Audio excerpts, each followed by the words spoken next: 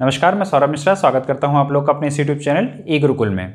Friends, इस video में हम लोग पढ़ने वाले हैं BLI 222 की बुकलेट नंबर 1 का सेकंड चैप्टर सेकंड यूनिट, जिसका टाइटल है प्राइमरी सोर्सेस। इसके पहले वाली वीडियो हमने इसका फर्स्ट यूनिट कंप्लीट किया था। इस वीडियो में हम लोग ये सेकंड यूनिट स्टार्ट कर रहे हैं। चलिए देखते हैं क्या पढ़ना है। ये सारे टॉपिक्स लगभग हमारे पास हैं सेकंड यूनिट को कवर करने के लिए। मेजरली इसमें हमें प्राइमरी सोर्सेज के बारे में पढ़ना है। जितने भी तरह के प्राइमरी सोर्स आप ये देख सकते हैं, यहाँ पे मैंने लिस्टिंग कर रखी है, आपकी बुकलेट से ही मैंने ये सारा कंटेंट लिया है। तो जितने भी हमारे पास प्राइमरी सोर्सेज हैं उन सबको हमको डिटेल में पढ़ना है। इसके पहले वाले चैप्टर्स में यानी यूनिट 1 में हमने प्राइमरी सोर्सेज, सेकेंडरी सोर्सेज और टर्शरी सोर्सेज के बारे में छोटी छोटी बेसिक इन्फॉर्मेशन ली थी। यहाँ पे हम इन चैप्टर्स को यानी इस टॉपिक्स को अच्छे से कंप्लीट करेंगे। चलिए स्टार्ट करते हैं प्राइमरी सोर्सेज के बारे में। प्राइमरी सोर्सेज पहले डेफिनेशन देखते हैं, पहले भी हमने देखी थी, यहाँ पे भी चीज़ें क्लियर कर लेते हैं। डेफिनेशन है a primary source also called an original source. ठीक है, आप प्राइमरी सोर्स को ओरिजिनल सोर्स भी कहते हैं। Is an artefact, document, diary, manuscript, autobiography, recording और any other source of information that have created at the time under study.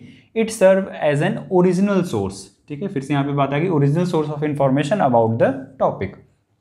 जैसे यहाँ पे बताया गया है, प्राइमरी सोर्स कुछ भी हो सकता है। क्या क्या हो सकता है? कोई भी आर्टिफैक्ट्स हो सकते हैं, डॉक्यूमेंट्स हो सकते हैं, किसी भी तरह का कोई डायरी राइटिंग हो सकती है, किसी भी तरह का मैन्युस्क्रिप्ट जो हाथ से लिखा जाता है मैन्युस्क्रिप्ट, कोई भी ऑटोबायोग्राफी, क्योंकि अगर कोई ऑटोबायोग्राफी लिखता है तो वो अपनी ओरिजिनल इन्फॉर्मेशन यानी जो प्योर इन्फॉर्मेशन है वो दे रहा होता है। कोई भी रिकॉर्डिंग, किसी भी तरह की रिकॉर्डिंग हो सकती है, या कोई भी अदर सोर्स, ठीक है, जो पहली बार कहीं पे चीज़ें डॉक्यूमेंट हो रही हैं, मतलब पहली बार कहीं पे लिखी जा रही है, वो सारी चीज़ें प्राइमरी सोर्स कहलाती हैं।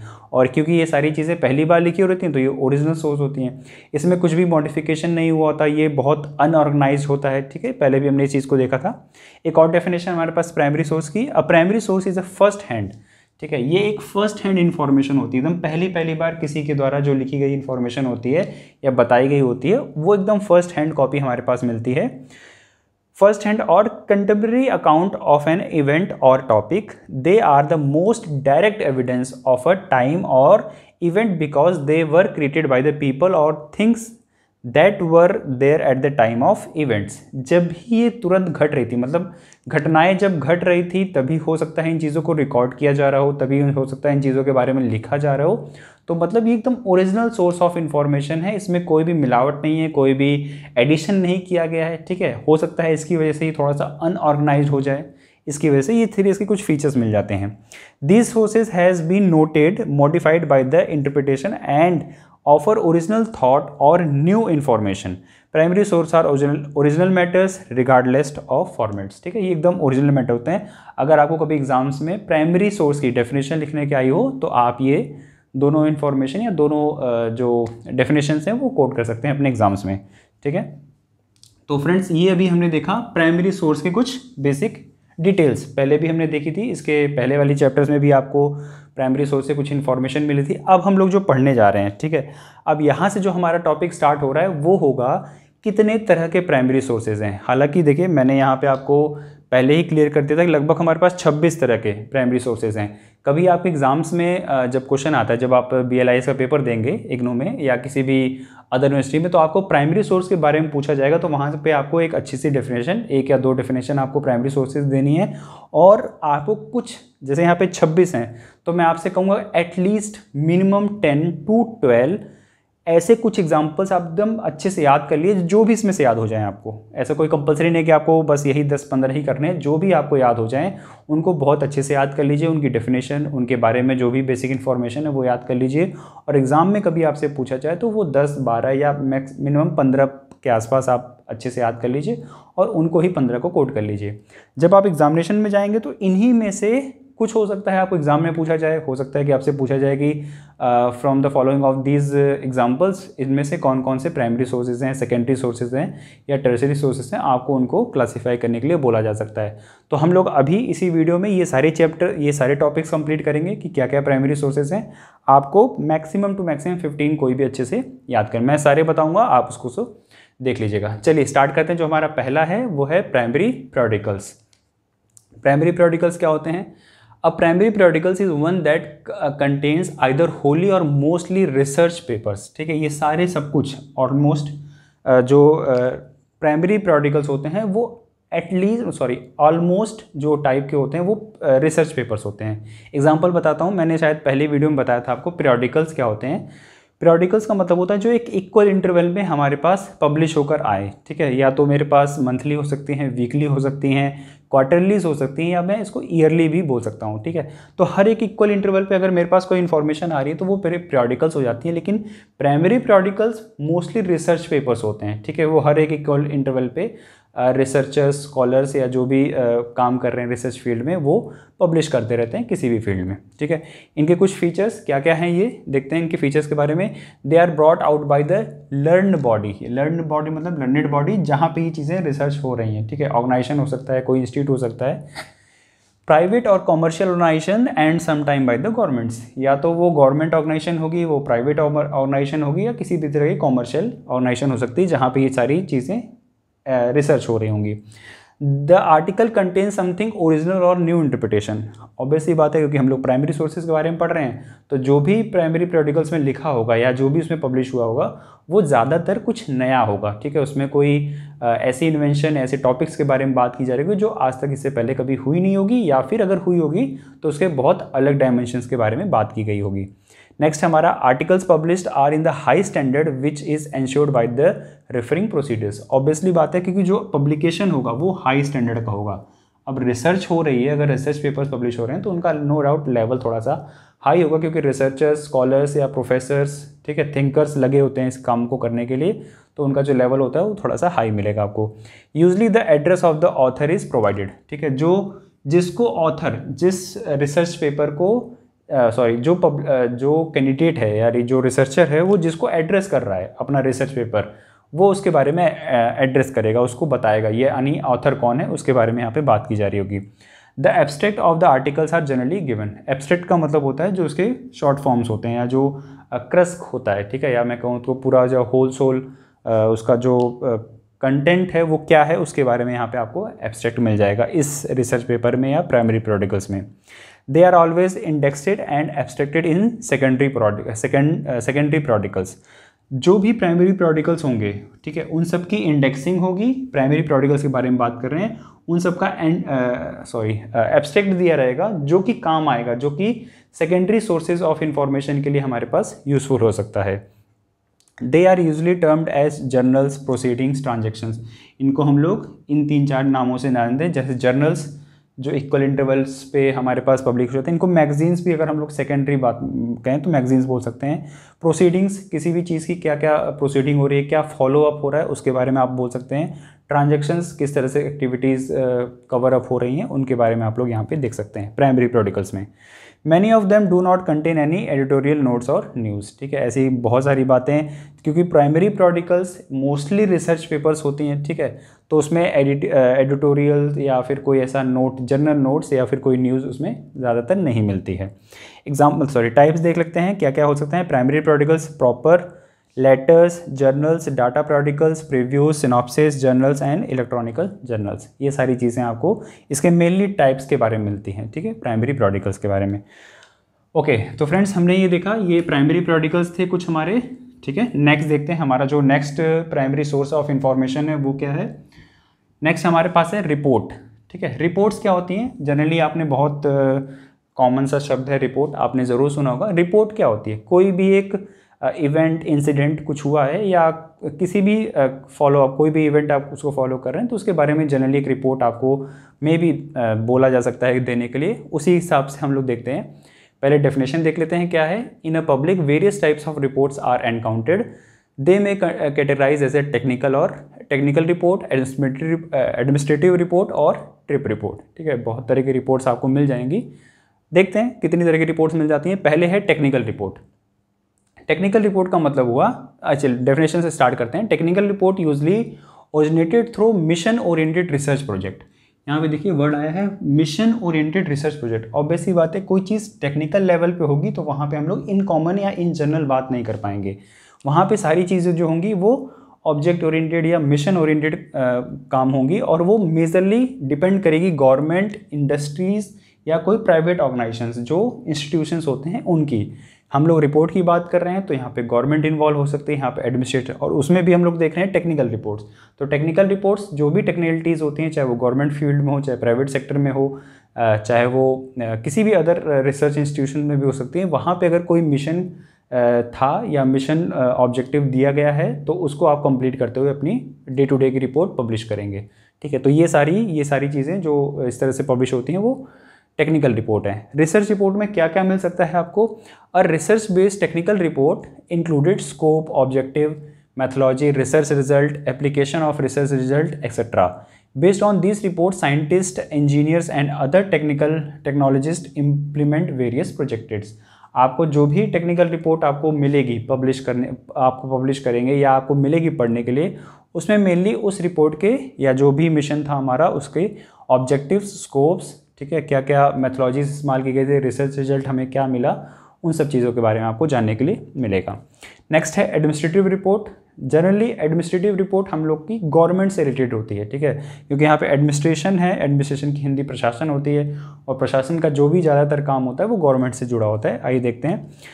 Administrative reports are usually brought up by the ministries, department. ठीक है, देखिए मिनिस्ट्रीज आ गया तो मतलब गवर्नमेंट आ गई, डिपार्टमेंट्स, गवर्नमेंट हो सकता है, बहुत सारे अदर डिपार्टमेंट्स होंगे, प्राइमरी इंस्टीट्यूशंस, एसोसिएशंस एक्सेट्रा। ठीक है, ये एडमिनिस्ट्रेटिव रिपोर्ट्स हो सकती हैं। देखिए मैंने बोला तो कि गवर्नमेंट से जुड़ी हो सकती हैं, मेजरली गवर्नमेंट्स होती हैं। अगर आप चाहें तो किसी भी प्राइवेट इंस्टीट्यूशन की, किसी भी प्राइवेट रिसर्च इंस्टीट्यूशंस की भी रिपोर्ट या एडमिनिस्ट्रेटिव रिपोर्ट आप ले सकते हैं। उसमें भी मेनली आपको जनरली वो जो चीज़ें एनुअली करते हैं या कौन कौन से प्रोग्राम हुए, एडमिनिस्ट्रेटर्स जो टॉप लेवल पे एडमिनिस्ट्रेटर्स होते हैं वो जनरली वो रिपोर्ट बताते हैं कि फाइनली हमने कंपनी में क्या किया या गवर्नमेंट की मिनिस्ट्रीज़ में क्या हुआ, क्या प्लान थे, क्या क्या अचीवमेंट्स हुई, क्या क्या लैक रह गए, हमारे अदर ऑब्जेक्टिव्स क्या हैं, उनके बारे में बेसिक आपको इन्फॉर्मेशन दी रहती है।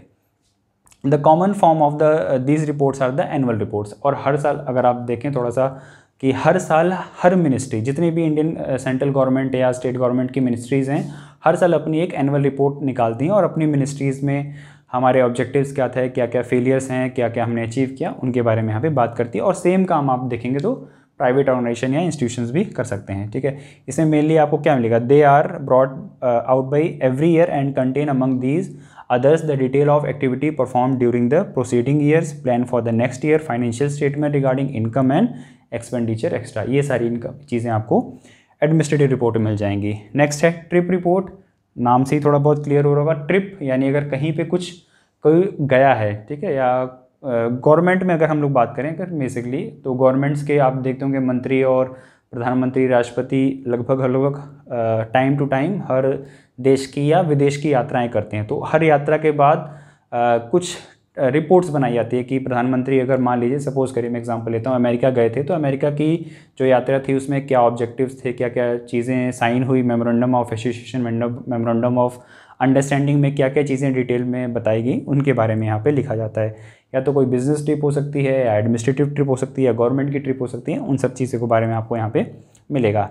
एक तरह से कह सकते हैं कि यात्रा जो भी हुई, ट्रिप हुई, उसके बारे में आपको बताना ऑब्जेक्टिव क्या था, क्या क्या चीज़ें अचीव हुई, क्योंकि ये सारी चीज़ें पहली बार लिखी गई होती हैं। ठीक है, फर्स्ट हैंड इन्फॉर्मेशन होती है, इसलिए इनको कंसिडर किया जाता है हम लोग प्राइमरी सोर्सेज में। ठीक है, तो फ्रेंड्स ये था हमारा रिपोर्ट्स, जिसमें हमने देखा टेक्निकल, एडमिनिस्ट्रेटिव और ट्रिप रिपोर्ट्स। नेक्स्ट देखते हैं हमारे पास कॉन्फ्रेंस डॉक्यूमेंट। नाम से ही चीज़ें क्लियर हुई। कॉन्फ्रेंस यानी किसी तरह का एक मीटिंग हुई होगी, कोई 10, 15, 20, 50 लोग जो भी रिक्वायरमेंट थी वो लोग बैठे होंगे, और बैठने के बाद क्या क्या चीज़ें डिस्कस हुई, क्या ऑब्जेक्टिव्स थे कॉन्फ्रेंस करने के, या अगर मान लीजिए ऑनलाइन कॉन्फ्रेंसेज हो रही हैं तो उनमें क्या क्या हमने बात की, क्या क्या डिस्कशन किया, उन सब चीज़ों के बारे में यहाँ पे निकल सकती हैं। वो उनकी डिटेल जो होंगी वो हमारी फर्स्ट हैंड इन्फॉर्मेशन है, इसलिए इनको प्राइमरी सोर्सेज के बारे में लिखा गया है। देखते हैं, नेशनल, इंटरनेशनल और प्रोविंशियल लेवल की कॉन्फ्रेंस हो सकती है, या तो नेशनल लेवल पे कॉन्फ्रेंस होगी। सपोज करिए हमारे लाइब्रेरी इंस्टीट्यूशंस, जितने भी हमारे लाइब्रेरी इंस्टीट्यूशंस हैं, वो अगर इंडिया लेवल पे एक मीटिंग ऑर्गेनाइज करें, कॉन्फ्रेंस करें, ठीक है, डिजिटल कॉन्फ्रेंस जियो मीट से या फिर गूगल मीट से, तो वो कॉन्फ्रेंस हो सकती है, और वो चाहे नेशनल लेवल, इंटरनेशनल लेवल या फिर लोकल लेवल, प्रोविंशियल लेवल पे काम किया जा सकता है। इसमें इंस्टीट्यूशंस बहुत सारे हो सकते हैं, लोकल बॉडीज़ हो सकती हैं, गवर्नमेंट्स हो सकते हैं, प्राइवेट ऑर्गेनाइजेशन, ये सारे लोग यहाँ पे जुड़ सकते हैं। Conference proceeding usually include discussion, speeches, minutes and resolutions. इसमें क्या क्या होता है, जो कॉन्फ्रेंस डॉक्यूमेंट्स होते हैं उसमें क्या क्या मिल सकता है आपको, मेनली क्या क्या डिस्कस हुआ वहाँ पे आप देख सकते हैं कौन कौन से पॉइंट डिस्कस हुए, उन सब चीज़ों के बारे में, किसने क्या क्या स्पीच दी, कितने मेंबर्स थे, सब मेंबर्स ने क्या क्या बोला उनके बारे में, मिनट्स कॉन्फ्रेंस के बाद जो भी हाईलाइट चीज़ें थी उनके बारे में लिखना, और रेजोल्यूशंस क्या क्या रेजोल्यूशंस पास हुए, अडॉप्ट हुए, उनके बारे में आपको इन्फॉर्मेशन मिल सकती है। In certain cases conference papers and the proceeding are brought out together at later dates by the publishing in the form of book or as per the special issues of a journal। May be conferences हो चुकी हों और कुछ time के बाद 10, 15, 20 दिन के बाद कॉन्फ्रेंसेज की जो भी डिटेल्स थी, जो भी वहाँ पे मीटिंग हुई और उसमें क्या क्या डिस्कस किया गया, किसने क्या क्या स्पीच दी, कौन कौन से रेजोल्यूशन पास हुए, क्या क्या डिस्कस हुआ, उसको बाद में एक बुक की तरह पब्लिश किया जा सकता है या एक जर्नल के फॉर्म में पब्लिश किया जाता है। ये था हमारा कॉन्फ्रेंस डॉक्यूमेंट। क्योंकि ये फर्स्ट हैंड इन्फॉर्मेशन है इसलिए हमने इसको प्राइमरी सोर्स ऑफ इन्फॉर्मेशन में रखा है। नेक्स्ट है हमारे पास मोनोग्राफ। देखते हैं monograph. A monograph present a detail study on a single subject. ठीक है, यहाँ पे single subject, class of subject और a person and is usually accompanied by a bibliography. May be देखो अगर वर्ड पे ध्यान देंगे तो मोनो यानी वन, सिंगल, मोनो एक, और ग्राफ मतलब उसके बारे में कुछ इन्फॉर्मेशन, कोई एक टॉपिक पे या एक पर्सन के बारे में, किसी एक इवेंट, एक इंसिडेंट के बारे में अगर आपको कोई घटना बताने के लिए सिर्फ एक पेपर 2 पेपर अगर आपको कोई मिलता है तो वो कहलाता है मोनोग्राफ। और इसमें मेनली कोई एक सिंगल सब्जेक्ट, एक ही सब्जेक्ट के बारे में बात की जाएगी। क्लास ऑफ सब्जेक्ट मतलब हो सकता है एक ही तरह का क्लास हो और उसके टॉपिक के बारे में, उस सब्जेक्ट के बारे में आपसे बात की जा रही है। और अ पर्सन, एक पर्सन के बारे में, ठीक है, यहाँ पे ग्रुप और ऑर्गेनाइजेशन के बारे में नहीं, सिर्फ 1-2 पर्सन के बारे में अगर अब बात की जा रही हो तो ऐसी कोई इन्फॉर्मेशन, क्योंकि प्राइमरी है, एक ही पर्सन के बारे में है, फर्स्ट हैंड लिखी गई इन्फॉर्मेशन है, इसलिए इसको हमने प्राइमरी सोर्स ऑफ इन्फॉर्मेशन में रखा है। ये है हमारा monograph. Monograph portraits on an overall picture of the topic and can be used by specialist, student, even a layman। आप बहुत छोटी सी इन्फॉर्मेशन है, एक तरह का कह सकते हैं कि एक छोटी सी पिक्चर भी अगर आप कहें तो वो भी एक मोनोग्राफ में कंसीडर की जा सकती है। और ये सबके लिए लगभग या तो इस मोनोग्राफ को कोई बहुत स्पेशलिस्ट ऑर्गेनाइजेशन या पर्सन पढ़ सकता है, एक स्टूडेंट पढ़ सकता है, और या तो एक लेमैन, बहुत साधारण सा आदमी, मतलब बहुत छोटी सी इन्फॉर्मेशन के लिए आप मोनोग्राफ का इस्तेमाल करते हैं। ठीक है, तो ये था हमारा एक primary source of information, monograph. Next है हमारे पास ऑफिशियल पब्लिकेशंस। ऑफिशियल पब्लिकेशन का मतलब नाम से ही चीज़ें क्लियर होंगी, ऑफिशियल और पब्लिकेशन। आप देखते होंगे, अगर आप लोगों ने देखा हो, इंडियन गवर्नमेंट है जो हमारी भारत सरकार है, उसका एक पब्लिकेशन डिवीज़न है, तो वो पब्लिकेशन डिवीज़न कुछ ना कुछ पब्लिश करता रहता है और वो चीज़ें ऑफिशियल पब्लिकेशन कहलाती हैं। जैसे लास्ट इंडिया के हर साल लगभग या स्टार्टिंग में ही आप एक इंडिया ईयर बुक देखते होंगे, ठीक है, और बहुत सारी डॉक्यूमेंट जैसे बजट का पब्लिकेशन होता है, लोकसभा राज्यसभा में जितनी भी प्रोसीडिंग्स होती हैं उनका पब्लिकेशन होता है, क्या क्या स्पीच दी किस मंत्री ने। हमारे बहुत सारे मिनिस्ट्रीज़ वो मिनिस्ट्रीज़ बहुत सारी अपनी एनुअल रिपोर्ट्स निकालती हैं, वो सारी चीज़ पब्लिश होती हैं। मतलब एक तरह का आप गवर्नमेंट से जुड़ा हुआ, मेजरली प्राइवेट सेक्टर भी इंक्लूड हो जाएगा इसमें, लेकिन गवर्नमेंट से जुड़ा हुआ कोई पब्लिकेशन डिवीज़न जो रेगुलरली कुछ ना कुछ पब्लिश करता रहता है। या मैं अगर सपोज कहूँ कि कोई प्राइवेट ऑर्गेनाइजेशन भी है और उसका भी अगर कोई पब्लिकेशन डिवीज़न है और वो भी अपनी कंपनी की फाइनेंशियल रिपोर्ट्स, अपनी कंपनी की डाटा, बैलेंस शीट और एनुअल जनरल मीटिंग में क्या क्या बातें हुई, क्या क्या डिस्कशन हुआ, उन सब चीज़ों को पब्लिश करता है, तो वो कहलाता है ऑफिशियल पब्लिकेशन। एक बार डेफिनेशन देख लेते हैं। Government publication are official publication, a government generate both primary and secondary documents. ये दोनों हो सकती हैं। जो ऑफिशियल पब्लिकेशन होती है आप उसको कंसीडर कर सकते हैं प्राइमरी सोर्स ऑफ इंफॉर्मेशन और secondary source of information both. यहाँ पे एग्जांपल बताया जा रहा है, defence science journal brought out by DESIDOC. ठीक है, एक इंस्टीट्यूशन है, यानी डिफेंस साइंस का एक जर्नल है जिसका नाम है DESIDOC. Delhi is a primary publication. ये अपनी एक जर्नल पब्लिश करता है जो डिफेंस से रिलेटेड चीज़ें होती हैं, जैसे DRDO, इसरो क्या क्या काम कर रहे हैं उनके बारे में आप यहाँ पे इन्फॉर्मेशन दे सकते हैं। तो ये प्राइमरी सोर्स ऑफ इन्फॉर्मेशन है, क्योंकि ये फर्स्ट हैंड नॉलेज है। पब्लिक के पास सिर्फ एक ही इंस्टीट्यूशन है, डेसीडॉस, वो ही पब्लिश कर सकता है और किसी के पास से आपको ये इन्फॉर्मेशन नहीं मिलेगी। On other hand Indian national bibliography brought. देखिए यहाँ पर एक हमारे पास इंस्टीट्यूशन, एक चीज़ है जिसका नाम है इंडियन नेशनल बिब्लियोग्राफी। हमारी जो नेशनल लाइब्रेरी है वो ये बिब्लियोग्राफी निकालती है, brought by central reference library Kolkata, जो कोलकाता में सेंट्रल रेफरेंस लाइब्रेरी है वो निकालती है इंडियन नेशनल बिब्लियोग्राफी। ये सेकेंडरी सोर्स ऑफ इंफॉर्मेशन है। क्यों? क्योंकि बिब्लियोग्राफी का जो पब्लिकेशन होता है वो होता है बिब्लियोग्राफी ऑफ बिब्लियोग्राफी। बिब्लियोग्राफी की बिब्लियोग्राफी पब्लिश करना ये हमारा रेफरेंस लाइब्रेरी जो कोलकाता की है उसकी ड्यूटी है।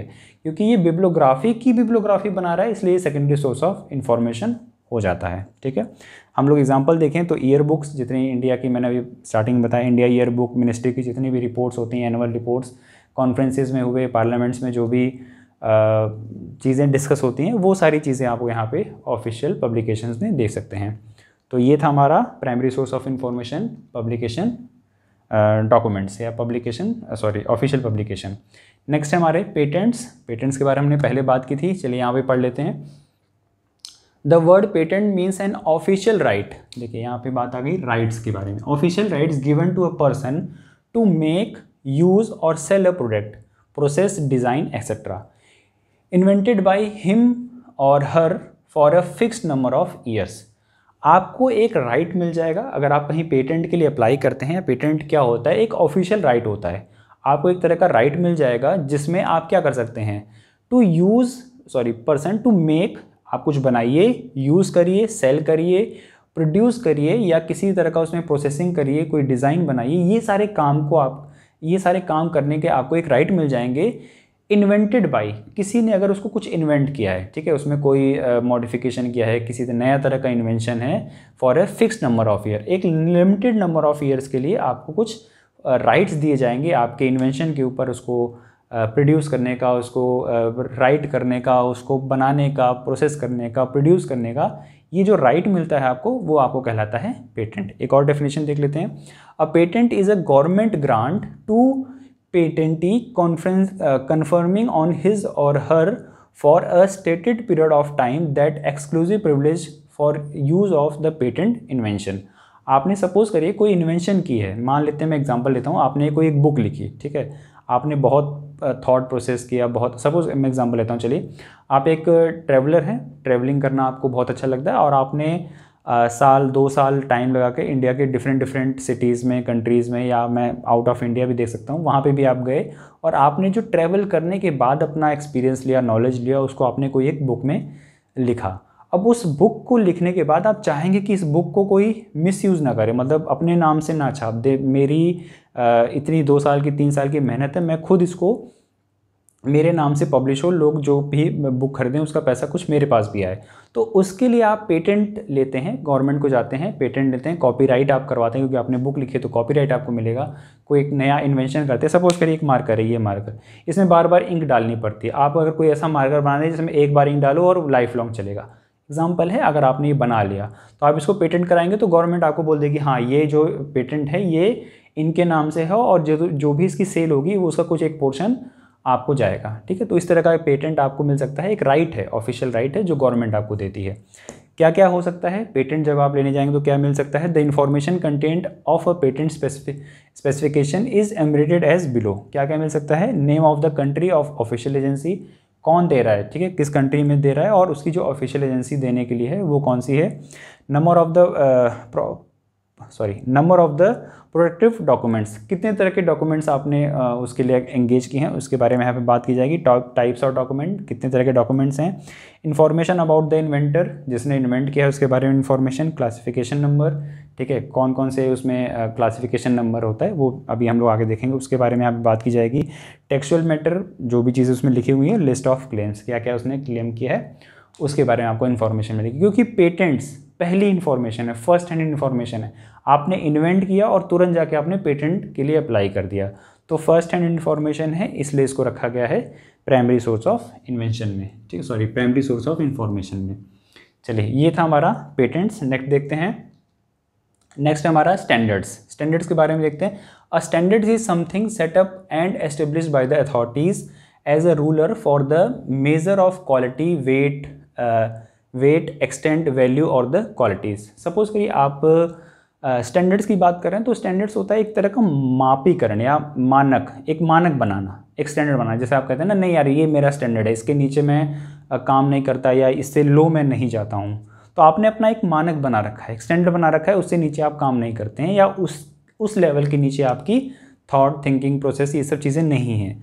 तो उसी तरह के एक स्टैंडर्ड्स होते हैं। स्टैंडर्ड भी एक तरह का रिटन कोई इन्फॉर्मेशन होती है जो गवर्नमेंट के द्वारा मेजरली गवर्नमेंट के द्वारा बनाई जाती है, और इसमें जो चीज़ें होती हैं वो कोई क्वांटिटी, कोई वेट, कोई मेज़रमेंट, है ना, किसी तरह की चीज़ें जो यूनिवर्सल हो सके, वेट को लेकर, मेज़रमेंट्स को लेकर, क्वालिटीज़ को लेकर, ठीक है, इन सब चीज़ों को लेकर अगर आप कोई एक स्टैंडर्ड बनाना चाहते हैं सोसाइटी में उसमें, तो वो सारी चीज़ें आपको यहाँ पे मिलेंगी।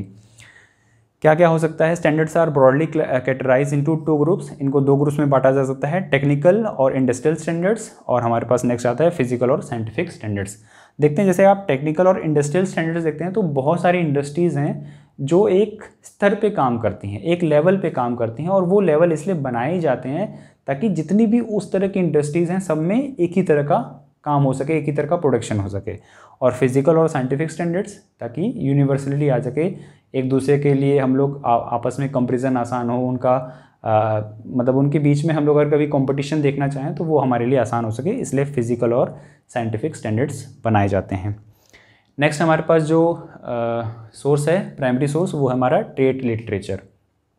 ट्रेड लिटरेचर, ट्रेड यानी व्यापार से संबंधित कुछ होगा, और लिटरेचर का मतलब होगा वहाँ पे कुछ रिटन चीज़ें, डॉक्यूमेंट्स।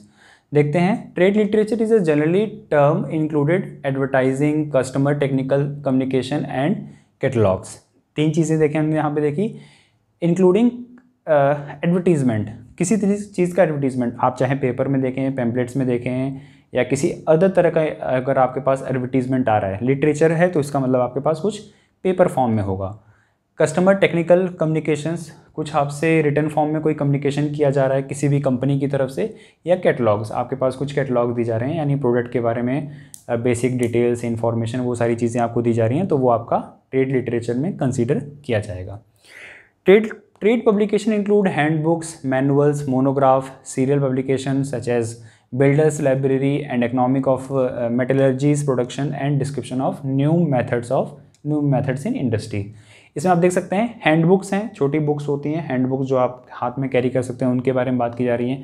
मैनुअल्स, छोटे मोटे 4-10 पन्ने के कोई पम्पलेट्स, उसके बारे में है। मोनोग्राफ्स, 1-2 पेपर का, जैसे मैंने अभी पहले बात की थी।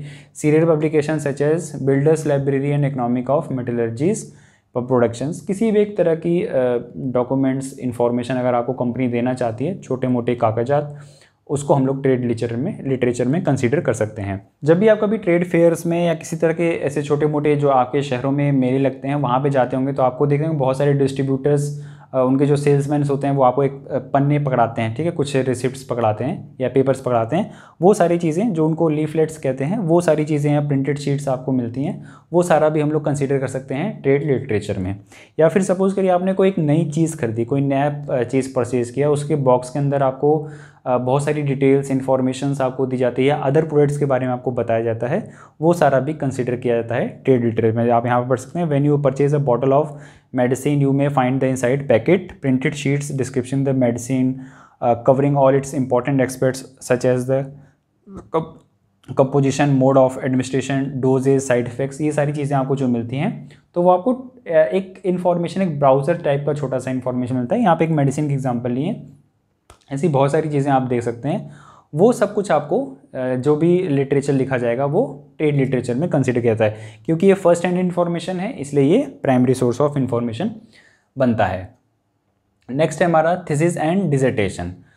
जो बच्चे अपना ग्रेजुएशन, पोस्ट ग्रेजुएशन या वो पीएचडी करते होंगे तो उनको थीसिस लिखना या उनका डिसर्टेशन बनाना ये उनके लिए कंपलसरी होता है। तो एक तरह का ये, आप जैसे पीएचडी करते हैं तो पीएचडी में अपनी थीसिस लिखते हैं, ठीक है, और या जब आप पोस्ट ग्रेजुएशन करते हैं, जो बच्चे एमएलआईएस करेंगे, ठीक है, master of library information science, उनको अपनी एक डिसर्टेशन देनी होती है, एक प्रोजेक्ट रिपोर्ट बनानी होती है, उसी तरह की कुछ इन्फॉर्मेशन यहाँ देखते हैं।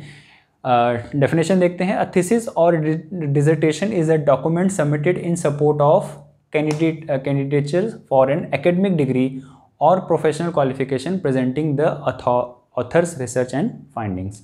आप जब भी अपनी एकेडमिक्स क्वालिफाई करने के लिए, चाहे वो पीएचडी हो, एमए, मास्टर्स हो, किसी भी तरह की एकेडमिक डिग्री या क्वालिफिकेशन के लिए आप चाहते हैं, तो उस समय आपको अपना एक डिसर्टेशन या थीसिस सबमिट करनी पड़ती है, सो दैट कि आपको अपनी एक डिग्री मिल जाए। वो कहलाता है हमारा थीसिस और डिसर्टेशन। क्या क्या फीचर्स हैं इसके देख लेते हैं। Doctoral thesis are usually consider as an original work. ठीक है, जो भी हमारे थीसिस होती है वो ओरिजिनल वर्क होती है, क्योंकि ऑब्वियसली बात है, मैं सपोज़ करिए मैं एक पीएचडी स्टूडेंट हूँ और मेरा कोई टॉपिक है पीएचडी करने का, तो मैं उस पर काम कर रहा हूँ। मैं अपनी बहुत सारी टाइम और अपना डिवोटी होकर उसके बारे में इंफॉर्मेशन ले रहा हूँ, उसके बारे में नॉलेज निकाल रहा हूँ कहीं से, तो वो फर्स्ट हैंड इन्फॉर्मेशन मेरे पास जो आएगी, जब मैं थीसिस लिख दूंगा तब वो फर्स्ट हैंड इन्फॉर्मेशन मिलेगी। The finding reports in the thesis is most cases appear as an article in the learned journals, conferences paper और इवन ऑफ द मोनोग्राफ्स। तो जो भी मैं इन्फॉर्मेशन थीसिस के लिए ले रहा हूँ वो बहुत सारी चीज़ों से, बहुत सारे इन्फॉर्मेशन सोर्सेज से मैं निकाल सकता हूँ। वो बहुत सारे जर्नल्स हो सकते हैं, कॉन्फ्रेंस पेपर्स हो सकते हैं। ये जो लिटरेचर रिव्यू मैं करता हूँ उनके बारे में बात की जा रही है। जो बच्चे रिसर्च इंस्टीट्यूशन से जुड़े होंगे या रिसर्च एक्टिविटीज़ में कभी अगर आप ही लोग अगर MLIS करते हैं फ्यूचर में, तो आपको ये सारी चीज़ें बहुत अच्छे से उस समय समझ आएंगी। अदरवाइज़ मैं यहाँ पे चीज़ें क्लियर ही कर रहा हूँ आपको। For a research degree the thesis is examined by then expert in the field of and the candidate has also to defend it. जब भी आप अपनी थीसिस लिख रहे होते हैं तो जो भी आपका टॉपिक होता है वो आप अपने एक्सपर्ट को, जो भी आपके गाइड होते हैं उनके पास देते हैं, उनको देते हैं। और जो अभी आपने चीज़ें लिखी होती हैं उनको आप डिफेंड करते हैं कि ये चीज़ें मैंने क्यों लिखी हैं, क्या टॉपिक था, क्या पर्पस है, क्या ऑब्जेक्टिव है, वो सारी चीज़ें आपको बतानी पड़ती हैं। हम लोग फीचर्स पढ़ रहे हैं थीसिस और डिसर्टेशंस के। A thesis is not required to be printed in India, US, UK etc. for the award of the degree. In many European countries it need to be printed before the degree is awarded.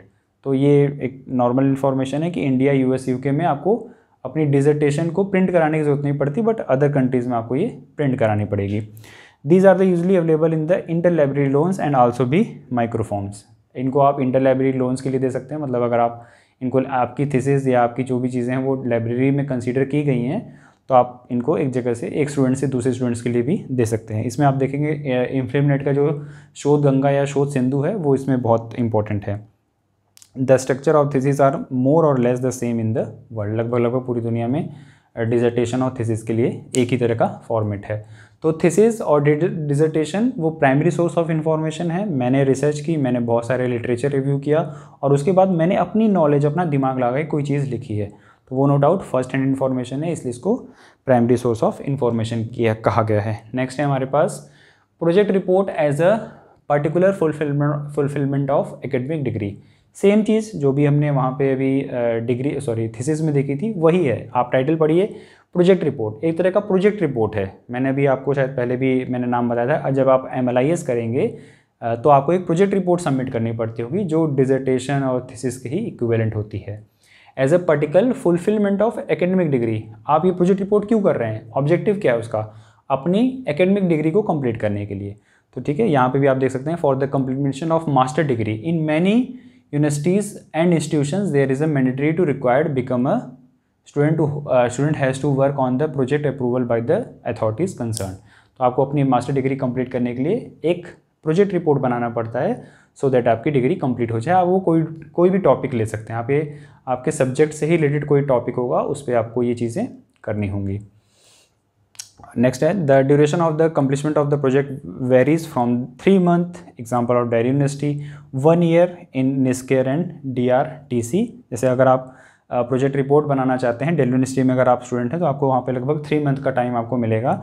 लेकिन अगर आप NISCARE से या DRTC में कोई अगर project report बना रहे हैं तो लगभग आपको वहाँ पे 1 time का दिया जाएगा। According to the size of the project report varies from about 50 pages to several 100 pages। The components of the project reports are almost similar to the thesis. तो ये सारी चीज़ें लगभग थीसिस के लेवल की ही होती हैं, क्योंकि ये सारी चीज़ें भी फर्स्ट हैंड इन्फॉर्मेशन से ली गई होती हैं। मैंने लिखी है, मैंने नॉलेज लिया, मैंने बहुत सारी लिटरेचर रिव्यू किया और उसके बाद मैंने ये अपनी थीसिस लिखी है, तो इसलिए इसको हम लोग फर्स्ट हैंड इन्फॉर्मेशन या प्राइमरी सोर्स ऑफ इन्फॉर्मेशन में कंसीडर करते हैं। नेक्स्ट है हमारे पास रीप्रिंट्स। ठीक है, ये थोड़ा सा इंपॉर्टेंट देखते हैं। In many cases after the publication of an article in a journal the authors is supplied with a few printed copies of the article for his और his own work, own use. These printed copies are called reprints. If these reprints pretend to research articles, then they are a primary source.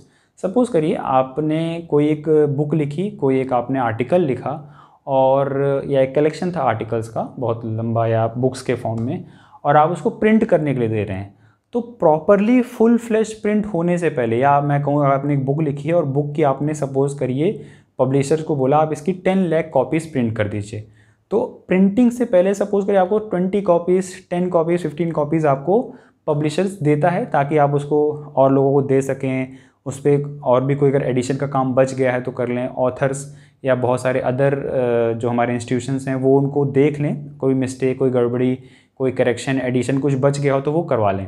तो जैसे 10 lakh copies का order गया था और आपको 20 copy दे दी है publisher ने, तो वो कहलाएगा रीप्रिंट्स, ठीक है। और फिर अगर उसमें कोई एडिशन होता है तो आप उसको एडिशन करा के finally 10 lakh copies, 1 lakh copies, जितनी भी आप चाहते हैं वो करा सकते हैं, क्योंकि ये फर्स्ट हैंड इन्फॉर्मेशन है। अगर इनका इस्तेमाल, जो आपको कॉपीज़ मिली है उनका इस्तेमाल कोई रिसर्च आर्टिकल्स के लिए किया जाता है, तो वो रिसर्च आर्टिकल अपने लिए इसको फर्स्ट हैंड इन्फॉर्मेशन मानेगा और इसको प्राइमरी सोर्स ऑफ इन्फॉर्मेशन में कंसीडर करेगा।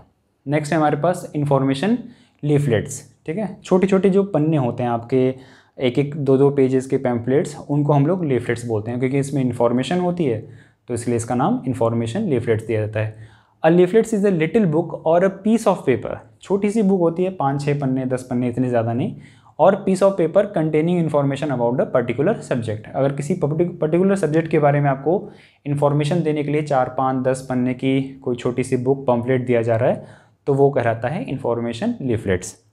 अ पीस ऑफ पेपर और a several piece of paper folded together that given information और advertise something, they were the handed out leaflets outside the supermarkets about the school board elections, ठीक है। तो आप देखते होंगे कि बहुत सारे सुपर मार्केट्स या जो भी आपके आसपास के ट्रेड फेयर्स लगते हैं, वहाँ पे भी आप छोटे मोटे प्रोडक्ट्स की जो एडवर्टीजमेंट हो रही होती है, इन्फॉर्मेशन दिया जा रहा है, वो छोटे मोटे पेजेस में, ठीक है, वो अगर आपको दिया जाता है वो सारा कहलाता है इन्फॉर्मेशन लीफलेट्स। ये फर्स्ट हैंड इन्फॉर्मेशन मिलती है, इसलिए ये प्राइमरी सोर्स ऑफ इन्फॉर्मेशन कहलाती है। नेक्स्ट है pre prints and manual script. अब आप देखिए, प्री प्रिंट हमने पहले देखा था रीप्रिंट, अब यहाँ पे आ गया है प्री प्रिंट और उसके साथ एक मैन्युस्क्रिप्ट भी लिखा हुआ है। देखते हैं क्या होता है। A pre print is a type of written scientific paper, ठीक है, यहाँ पे वर्ड आ गया है टाइप्ड, यानी इसको टाइप किया गया है और साइंटिफिक पेपर है, ठीक है, एक तरह का साइंटिफिक पेपर है। That manuscript that is yet to published, अभी ये पब्लिश नहीं हुआ है, येट टू बी पब्लिश्ड, अभी ये पब्लिश्ड होने के लिए जाना है, इसको अभी ये गया नहीं है पब्लिश होने के लिए, in a scientific journal, that means that the paper is yet to be peer reviews. अभी कोई सपोज करिए रिसर्च पेपर है या कोई भी आपने आर्टिकल लिखा है, कोई भी बुक लिखी है, वो प्रिंट नहीं हुई है, लेकिन उस प्रिंट से पहले अगर आप उसका प्री प्रिंट ले लेते हैं, टाइप्ड इन्फॉर्मेशन लेते हैं, अपने 2-3 दोस्तों को दिखाते हैं या खुद ओवरव्यू करते हैं, कहीं कोई मिस्टेक तो नहीं है, कोई इन्फॉर्मेशन गलत तो नहीं है, या कोई डाटा इसमें एरर तो नहीं है, उन सब चीज़ों को देखने के लिए आप जब उसको लेते हैं तो वो कहलाता है आपका प्री प्रिंट। क्योंकि ये चीज़ें हाथ से लिखी गई होती हैं, इसलिए इसको मैन्युस्क्रिप्ट भी कहा जाता है। मैन्युस्क्रिप्ट यानी हाथ से लिखी गई चीज़ें, हस्तलिखित इसका आई थिंक हिंदी बनता है। From the initial submission of the type writing for to be publication of a paper, the process often take weeks, month और even more, because manuscripts are to be undergone peer review, ठीक है। Publication से पहले यानी publish होने से कुछ दिन पहले या 1 महीने पहले, 1 हफ्ते पहले अगर आप उसको रिव्यू के लिए रखते हैं, यानी रिव्यू के लिए बचा हुआ है, तो वो कहलाता है हमारा प्री प्रिंट, यानी प्रिंटिंग से पहले। यहाँ पे जो प्रीफिक्स लगा है प्री, आप उसी से चीज़ें क्लियर हो जाएंगी कि ये प्रिंटिंग से पहले की बात है। फर्स्ट हैंड इन्फॉर्मेशन, इसलिए ये प्राइमरी सोर्स ऑफ इन्फॉर्मेशन में रखा गया है। लेबोरेटरी नोटबुक्स, ठीक है। लेबोरेटरी, बहुत सारी लेबोरेटरीज आपने स्कूल में देखी होंगी, कॉलेजेस में देखी होंगी। साइंस की लैब है, मतलब साइंस में बहुत सारी, फिजिक्स लैब है, केमिस्ट्री लैब है, बायो लैब है, मैथ्स की लैब है, ठीक है, ज्योग्राफी लैब है।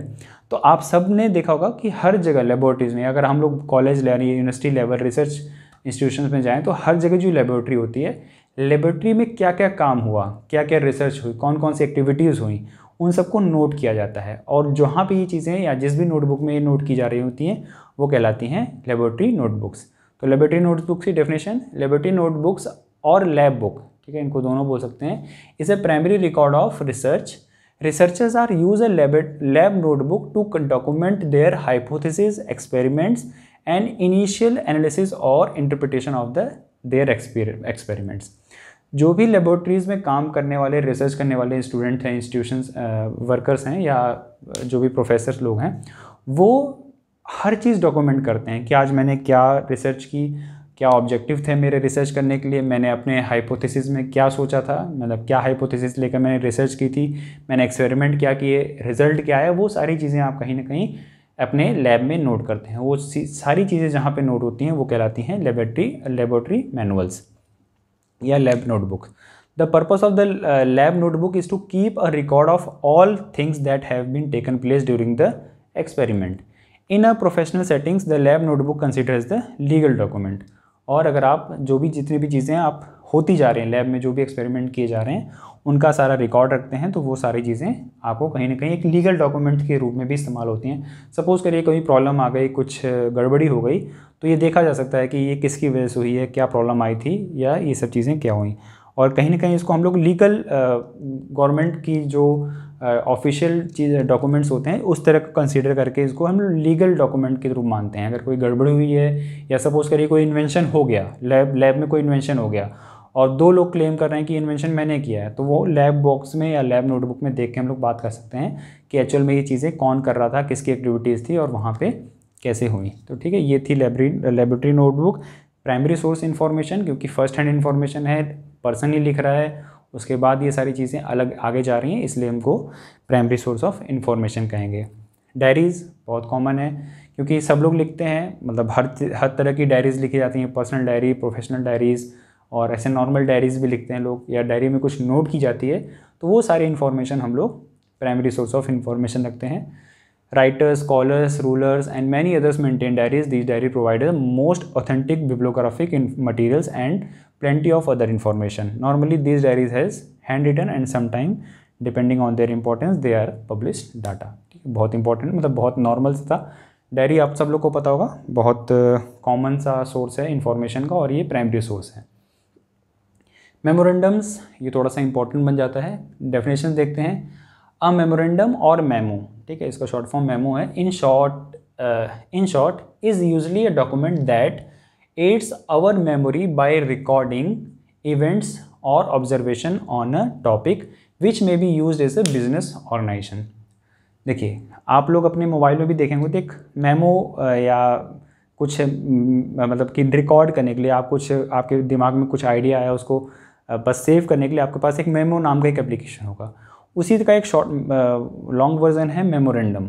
आपने क्या किया, क्या चीज़ें डिस्कस हुई, 2 लोग मिले थे, मीटिंग हुई थी, तो क्या बातें हुई, उनको अगर आप कहीं रिकॉर्ड रख लें और ये बताएं दोनों लोग को कि देखो भैया, हम लोग ने जो डिस्कस किया है, जो हम लोग के बीच में बातें हुई हैं, वो रिकॉर्ड हो गई हैं, तुम भी साइन कर दो, मैं भी साइन कर देता हूँ। इस चीज़ को फ्यूचर के लिए लीगलाइज करने के लिए आपस में हम लोग डिस्कस करें, भूल न जाएँ कोई चीज़, वो सारी चीज़ें जो लिखते हैं वो कहलाता है मेमोरेंडम। ठीक है, अब मेमोरेंडम में देखते हैं, there are various type of memorandum such as memorandum of agreement, memorandum of association और मेमोरेंडम ऑफ अंडरस्टैंडिंग। देखिए, यहाँ पे 3 चीज़ें आपको, 3 वर्ड मिलेंगे, एग्रीमेंट, एसोसिएशन और अंडरस्टैंडिंग। स्टार्टिंग करते हैं एग्रीमेंट से। मेमोरेंडम ऑफ एग्रीमेंट एक ऐसा दस्तावेज, एक ऐसा डॉक्यूमेंट जिसमें क्या क्या एग्री हुआ है, मैं और कोई थर्ड पर्सन, मैं और आप किस चीज़ के लिए एग्री हुए हैं, उस एग्रीमेंट को यहाँ पे अगर आप लिख देंगे तो वो कहलाएगा memorandum of agreement. Memorandum of association, suppose करिए मैं, आप और 20-50 लोग एक एसोसिएशन बनाते हैं, जैसे मैं लाइब्रेरी एसोसिएशन, हमने बात की थी इससे पहले, तो सपोज करिए मैं उत्तर प्रदेश लाइब्रेरी एसोसिएशन बना रहा हूँ। अब वो एसोसिएशन क्या होगा, क्या ऑब्जेक्टिव हैं, कौन कौन मेंबर्स हैं, क्या चीज़ें परफॉर्म की जाएंगी, उन सब चीज़ों के बारे में लिखना कहलाएगा मेमोरेंडम ऑफ एसोसिएशन। वो चीज़ें कहीं पे लिखी होंगी तो। मेमोरेंडम ऑफ अंडरस्टैंडिंग, मेरे और आपके बीच में क्या अंडरस्टैंडिंग बनी है, ठीक है, हम लोग मिले थे, बात किए, क्या क्या चीज़ें डिस्कस हुई, क्या क्या हमारे बीच में एग्रीमेंट्स हुए, उन सब चीज़ों के बारे में लिखना, हमारी अंडरस्टैंडिंग को बताना या किसी पेपर में लिखना, वो कहलाता है मेमोरेंडम ऑफ अंडरस्टैंडिंग। इसका शॉर्ट फॉर्म MOU होता है।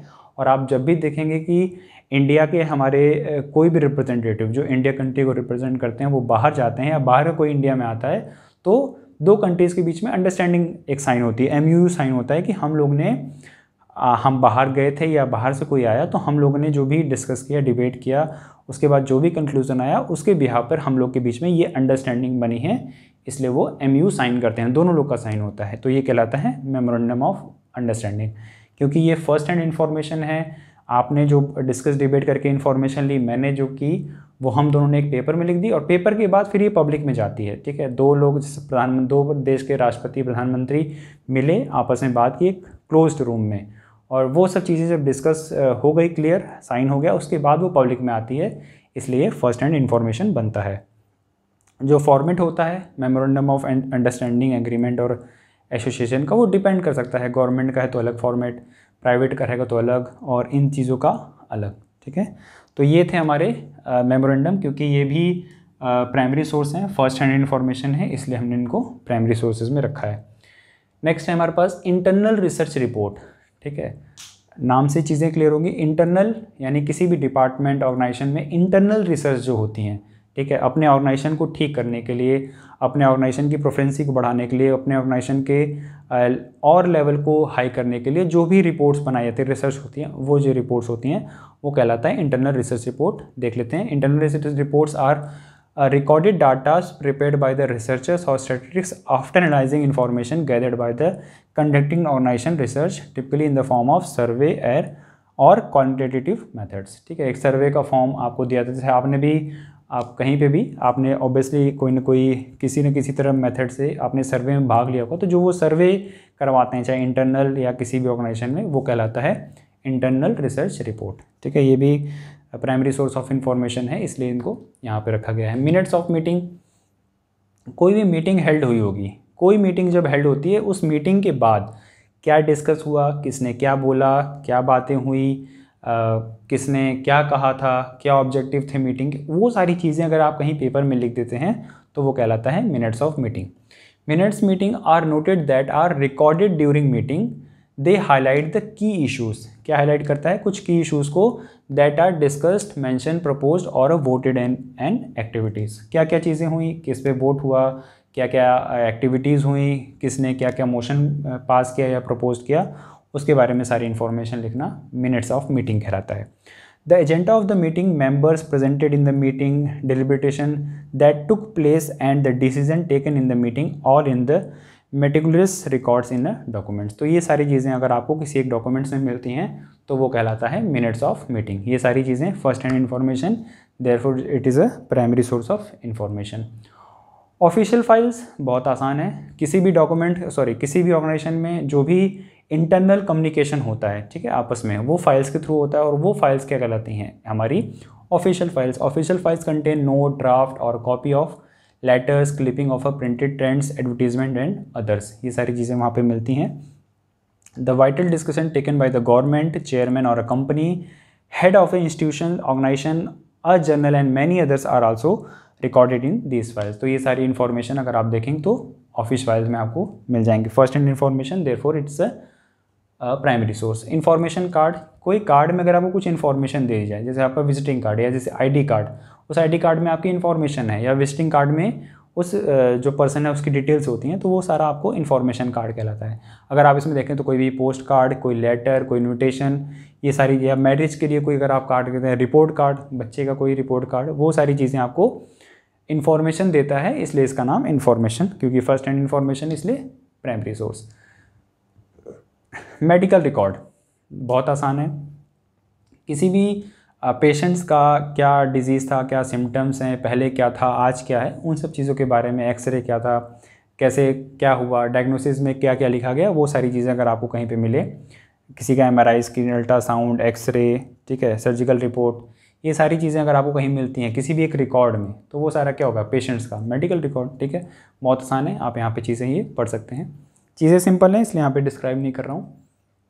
ऑडियो एंड विजुअल टेप, ये भी बहुत आसान है। किसी भी ऑडियो टेप में कोई आपको ऑडियो रिकॉर्डिंग हुई है या कोई वीडियो रिकॉर्डिंग हुई है, जो भी मैग्नेटिक टेप में होती है, वो भी आपके एक फर्स्ट हैंड इन्फॉर्मेशन है या प्राइमरी सोर्स ऑफ इन्फॉर्मेशन है। इनको भी आप चाहें तो यहाँ पे लिख सकते हैं, पढ़ लीजिएगा, यहाँ पे बहुत आसान है, चीज़ें सिंपल है, इसलिए यहाँ पे डिस्क्राइब नहीं कर रहे हैं।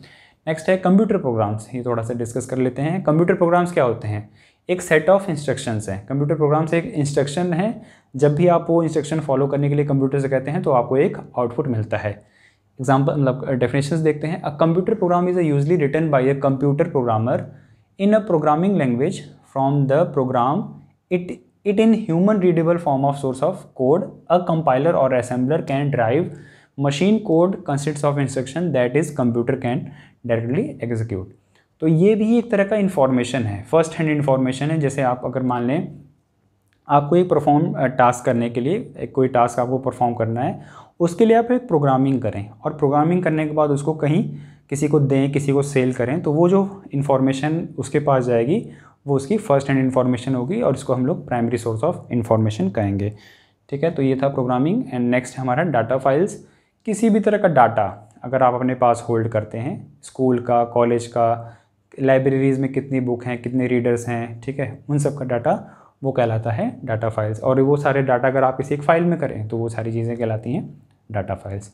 ठीक है, तो फ्रेंड्स ये थे पूरे 26 तरह के हमारे क्या प्राइमरी सोर्स ऑफ इन्फॉर्मेशन। आपको सारे नहीं पढ़ने हैं, सारे याद नहीं करने हैं। हाँ, बेसिकली लगभग आप 10-15 तो बहुत अच्छे से याद कर लीजिए, उनकी डेफिनेशन पढ़ लीजिए। और जब भी कभी आपके एग्ज़ाम में आए कि प्राइमरी सोर्स ऑफ इन्फॉर्मेशन क्या होती हैं, कुछ एग्जांपल्स बताइए, तो आप ये सारी चीज़ें मतलब प्राइमरी सोर्स ऑफ इन्फॉर्मेशन के डेफिनेशन लिख सकते हैं और उसके बाद लगभग 10 या 15 जैसे आपकी आंसर्स की रिक्वायरमेंट है उसके हिसाब से आप इनको लिख कर डिफाइन कर सकते हैं। कॉम्पिटिटिव एग्ज़ाम्स के लिए भी अगर आप देखें तो बहुत सारे ऑब्जेक्टिव क्वेश्चंस में आपसे देखा जाता है या पूछा जाता है कि इनमें से कौन सा एक प्राइमरी सोर्स ऑफ इन्फॉर्मेशन है, उसको टिक करिए। या आपको बहुत सारे इन्फॉर्मेशन सोर्स दिए जाएंगे, उसमें से आपको एक ऑप्शन लिखना पड़ेगा कि ये प्राइमरी सोर्स है, ये सेकेंडरी सोर्स का है, ये टर्शरी सोर्स का है, इसके बारे में। ठीक है, क्वेश्चन बहुत ईजी आएंगे, बहुत नॉर्मल आएंगे, ऐसा कॉम्प्लिकेशन नहीं रहेगा, क्योंकि हमने कुछ देखा था अभी आगे भी जब हम लोग सेकेंडरी सोर्स ऑफ इन्फॉर्मेशन या टर्शरी सोर्स ऑफ इन्फॉर्मेशन पढ़ेंगे इसकी नेक्स्ट आने वाली वीडियोस में, तो उसमें देखेंगे कुछ ऐसे सोर्स भी हों जिनको प्राइमरी में भी कहा जा सकता है और सेकेंडरी में भी। तो ऐसे कंफ्यूजिंग क्वेश्चंस आपको एग्जामिनेशन में या आपके ऑब्जेक्टिव क्वेश्चंस में नहीं मिलेंगे। ओके फ्रेंड्स, तो ये वीडियो आज की यहीं तक। वीडियो अच्छी लगी हो तो चैनल को सब्सक्राइब करिए, लाइक करिएगा, फ्रेंड्स के साथ शेयर करिए, बेल आइकन दबा दीजिए सो दैट कि आगे भी इसी तरह की वीडियोज़ आपको मिलती रहें। मेरे सारे सोशल मीडिया अकाउंट्स आपको नीचे डिस्क्रिप्शन बॉक्स में मिल जाएंगे। बहुत सारे बच्चे थे जो कोई कॉन्टैक्ट नंबर या व्हाट्सएप नंबर चाह रहे थे, उनके लिए मैंने ये कॉन्टैक्ट नंबर अपना या व्हाट्सएप नंबर यहाँ पे डिटेल में दे रखा है। फ्रेंड्स, इसका जो यूज़ होना चाहिए वो बहुत कंस्ट्रक्टिव होना चाहिए, बहुत यूज़फुल, बहुत ज़्यादा अगर आपको लगे कि हाँ बिना कॉन्टैक्ट किए चीज़ें नहीं हो पा रही हैं तभी आप इसका नंबर इस्तेमाल करिए।